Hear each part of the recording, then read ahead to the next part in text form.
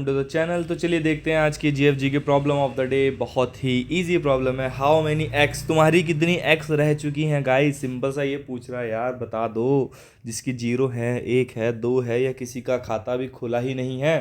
तो एक्स के बारे में पूछ रहा है, प्रेजेंट के बारे में नहीं पूछ रहा है। तो बोल रहा है जितने भी ये मान लो नंबर गिवन है, एक रेंज गिवन है, L is equals to 10, R is equals to 19।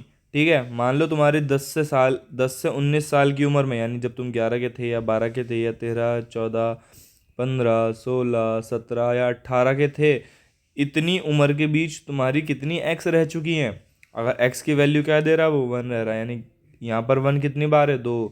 यहाँ एक, एक एक एक एक एक। ठीक है, तो टोटल 1 कितने हो गए, 1 2 3 4 5 6 7 8 एंड एक 9। टोटल एक्स कितनी रही, 9। ये हमारा क्या है, आंसर है। ठीक है, यही है। इंक्लूसिव रेंज नहीं लेनी, एक्सक्लूसिव रेंज लेनी है। ठीक है, ओपन ब्रैकेट है। 11 12 में ओपन ब्रैकेट का मतलब, ओपन ब्रैकेट मतलब अगर यहाँ कोई एल से आर दे रखा है, इस नंबर को इंक्लूड नहीं करना और इसको इंक्लूड नहीं करना। और अगर ये होता है तो इसको इंक्लूड करना है, इसको नहीं करना। और ये होता है तो दोनों को इंक्लूड करना है। ठीक है, यहाँ पर क्या है, ओपन ब्रैकेट है, क्लोज ब्रैकेट नहीं है। तो हमें रेंज, इनके बीच की रेंज निकालनी है विदाउट इंक्लूडिंग दैम। ठीक है, बहुत ही ईजी प्रॉब्लम है यार। और क्या कॉम्प्लेक्सिटी होगी इसकी करने की हमारी, वो भी हम देखते हैं। मान लो ये रेंज गिवन है क्या है, 10 से लेकर 19, यानी कि हमें किस किस का देखना है, 11 12 13 14 15 16 17 18। अब तुम बताओ यार, किसी नंबर में अगर तुम्हें देखना हो कोई डिजिट एग्जिस्ट करती है या नहीं। एक्स की वैल्यू यहाँ पर क्या है, एक्स की वैल्यू गिवन है 1। अगर किसी नंबर में तुम्हें देखना है कोई, फॉर एग्जांपल मैं ये नंबर छोड़ता हूँ, कोई नंबर ले लेता हूँ 305। इसमें मुझे देखना है कि कोई डिजिट एग्जिस्ट करता है या नहीं। तो मुझे क्या करना होगा, इन तीनों डिजिट्स को देखना होगा। इन तीनों डिजिट्स को कैसे देखूंगा, देखो या तो दो तरीके हैं। पहला तरीका, मैं इसको स्ट्रिंग में कन्वर्ट कर दूं, तो ये क्या बन जाएगा, स्ट्रिंग बन जाएगा, और फिर मैं इस स्ट्रिंग को ट्रेवर्स करूं। ठीक है, पहला तरीका ये है कि मैं क्या चलाऊं, एक तो फॉर लूप चलाऊं। ठीक है, फॉर लूप चलेगा, हर एक नंबर को स्ट्रिंग में बदलो। आई ऑब्वियसली एल से लेके आर तक चलेगा। हर एक नंबर को स्ट्रिंग में ले लो, string x is equals to 2 string ले लो। हर एक नंबर को स्ट्रिंग में बदल दिया। जो क्या नंबर है, आई नंबर होगा, मतलब आई इक्वल्स टू एल करेंगे ना, आई इक्वल्स टू एल से लेकर आर तक। ठीक है, इसको आई में बदल दिया। अब इसके लिए लूप चलाओ, फॉर आई की इक्वल्स टू 0 से लेके फॉर जे इक्वल्स टू 0 से, मतलब जो भी नंबर आया, मान लो 305 आया तो इसकी लेंथ क्या होगी, 3। तो इस नंबर में ट्रेवर्स करेंगे। ठीक है, तो क्या हो जाएगा, तो बिग ऑफ एन तो रहेगा ही रहेगा, एन तो रहेगा क्योंकि हर एक नंबर को हम ट्रेवर्स करेंगे, प्लस जो स्ट्रिंग की मैक्स ऑफ स्ट्रिंग की लेंथ, ये हमारी इसकी टाइम कॉम्प्लेक्सिटी हो जाएगी। पहला तरीका हमारा ये है। ठीक है, पहला तरीका क्या है, हर एक नंबर को स्ट्रिंग में बदलो, अब उस स्ट्रिंग को ट्रेवर्स करो। ठीक है, अब इस स्ट्रिंग को ट्रेवर्स करेंगे फॉर जे इक्वल्स टू 0 से लेके j less than x dot length. ठीक है, एक्स डॉट लेंथ और जे प्लस प्लस, अगर मेरा मतलब x of I equals equals क्या हुआ, जो भी हमारा एक्स है इसके इक्वल हो गया, तो मैं क्या करूँगा, अपना काउंटर क्या कर दूंगा, बढ़ा दूंगा। काउंट ही तो बढ़ाना है मुझे, टोटल काउंट ही तो करना है। Count is equals to 0। पहला तरीका तो ये हो गया, बहुत ही सिंपल है। हाँ, ये भी सिंपल है। दूसरा, यार मैथ्स के बच्चे हो, थोड़ा मैथमेटिकली सोच लेते हैं। ये तो स्ट्रिंग का हो गया। ठीक है, ये तरीका है, ये हो जाएगा, सॉल्व हो जाएगा। ये एक तरीका है। दूसरा तरीका डिस्कस करते हैं। ठीक है, दूसरा तरीका क्या है, ये 305 है। अगर मुझे इसकी सारी डिजिट्स निकालनी है तो कैसे निकालेंगे। ठीक है, इतना पता है, क्या करो, सिंपल, इसको क्या कर दो, 10 से डिवाइड कर दो। पहले क्या ले लो, इसका रिमाइंडर ले लो। इसको अगर 10 से डिवाइड करोगे तो इसका रिमाइंडर क्या हो जाएगा, पहले 10 30 या 300 हो जाएगा, इसका रिमाइंडर आएगा 5। तो 5 क्या है, इसकी एक डिजिट है, हाँ है, 5 डिजिट है, हाँ है। चेक कर लो, अगर एक्स के इक्वल है तो काउंटर बढ़ा देना। अब क्या करोगे, नेक्स्ट नंबर क्या हो जाएगा, जो नंबर था उसको डिवाइड करके 10 से, नेक्स्ट नंबर क्या होगा, 305/10 यानी कि 30। जो भी यहाँ क्वेश्चन आ रहा है, नेक्स्ट नंबर मेरा वो हो जाएगा, ये हो गया। ठीक है, अब क्या करो, अब क्या करो, इसको डिवाइड करो। इसको डिवाइड करोगे 10 से तो 3 गया, 30, रिमाइंडर क्या बचा, 0। नेक्स्ट नंबर क्या है, 0। ठीक है, फिर अब क्या करोगे, अब नेक्स्ट नंबर मेरा कौन हो जाएगा, 3। जो क्वेश्चन है वो मेरा नेक्स्ट नंबर बन जाएगा। जो रिमाइंडर है उसको मैं चेक कर लूँगा एक्स के इक्वल है या नहीं है। नेक्स्ट नंबर कौन हो गया मेरा, 3 हो गया। 3 को डिवाइड करो, 3 को भाई 3 से तो 10 से तो डिवाइड होगा नहीं, तो लास्ट नंबर रिमाइंडर क्या हो जाएगा, 3। तो तीनों डिजिट मैं चेक कर ली।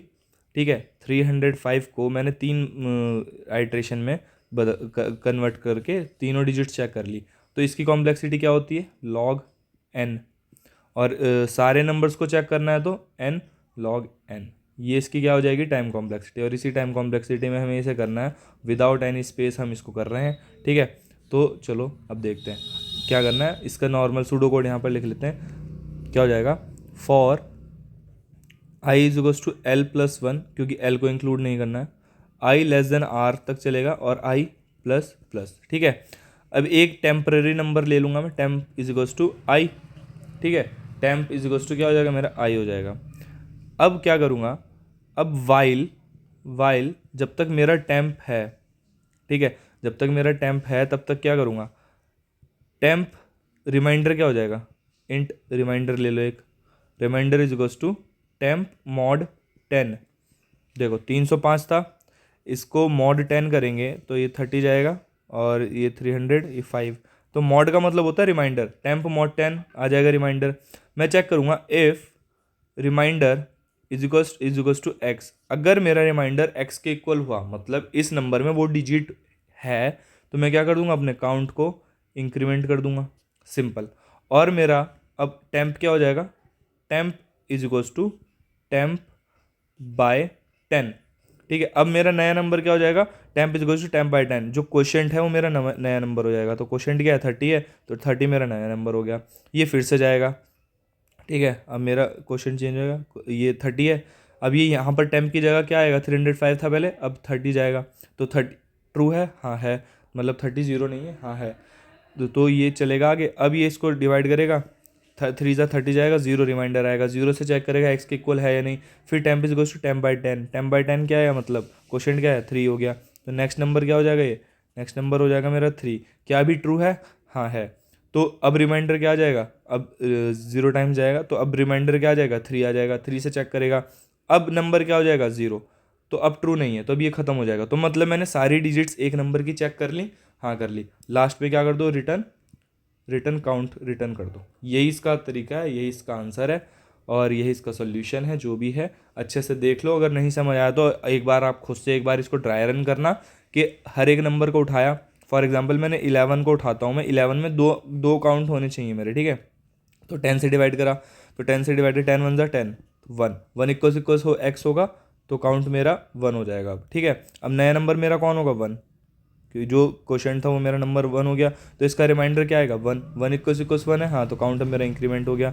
अब नया नंबर मेरा क्या हो जाएगा, 0 0 पे चलेगा, नहीं तो 11 का काउंट मेरा 2 आ गया। इसी तरह 12 का 1, इसका 1, सबका इंक्रीमेंट हो गया, टोटल 9 आ जाएगा। ये इसका आंसर है। आओ उसको अपने सॉल्यूशन में देखते हैं।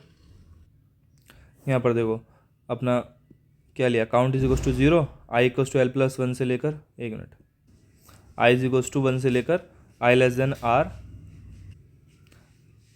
और i plus plus. Temp is equals to i कर दिया, जो भी नंबर मान लो 11 आएगा पहला नंबर, तो आई टेम्प में क्या आ गया, 11 आ गया। अब जब तक मेरा टेम्प ग्रेटर देन 0 है तब तक चलेगा। Int digit is equals to temp mod 10। तो जो भी डिजिट होगी 11 की, पहली डिजिट का आएगी ये, दूसरी ये आएगी। तो डिजिट को मैच करो एक्स के साथ, अगर मैच करती है तो काउंट प्लस प्लस और temp is equals to temp by 10।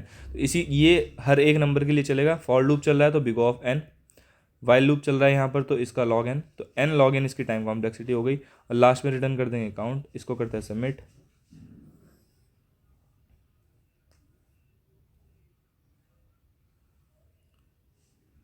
चल जा गड्डी चल जा। और ये सबमिट हो गया है। अगर आपको सॉल्यूशन समझ आया हो, please make sure to subscribe the channel. इस पे एक्स फेंक के मारो, अपनी प्रेजेंट फेंक के मारो, या कुछ भी फेंक के मारो, मुझे नहीं पता, चैनल सब्सक्राइब हो जाना चाहिए।